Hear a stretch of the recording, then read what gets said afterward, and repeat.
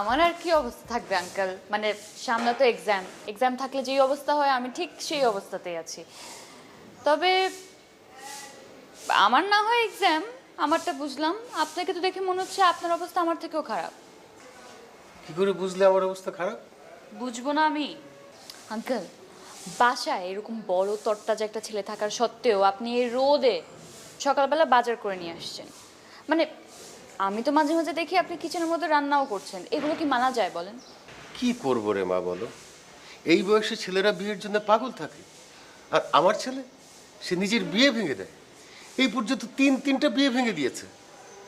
ওকে নিয়ে যে আমি কি করব আমি বুঝতে পারি না। আঙ্কেল, আপনি টেনশন করুন না তো। আমি বলি আজকে বিকেলবেলা আপনি ছাদে আসবেন, আমরা চা খাবো আর এই ব্যাপারটা নিয়ে আলোচনা করব। যত বেশি আলোচনা হবে তত বেশি সমাধান বের হয়ে আসবে। সেটা ঠিক, কিন্তু তুমি কত ছোট মানুষ, তোমার সঙ্গে নিজের ছেলে বিয়ে না, ক্রিকেট নিয়ে আলোচনা হবে। বিয়ের বদলে ক্রিকেট, ঠিক আছে? আচ্ছা আঙ্কেল, আমার দেরি হয়ে যাচ্ছে, আমি আসি। আচ্ছা চল চল, তোর টাকা তো দাঁড়িয়েছে।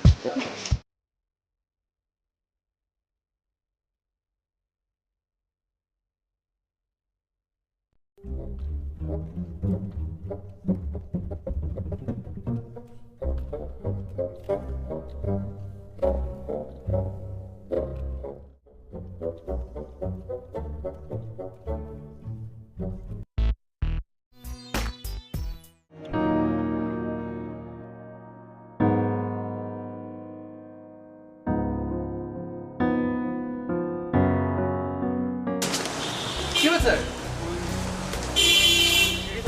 নামতে গিয়ে পা মুখে গেছে। মানে তুই কি দেখে হারিস নাকি?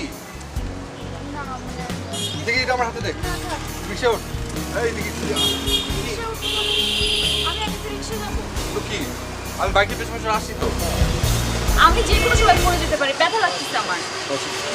তুমি বাইক চালাতে পারো? বাইক নিয়ে আসতে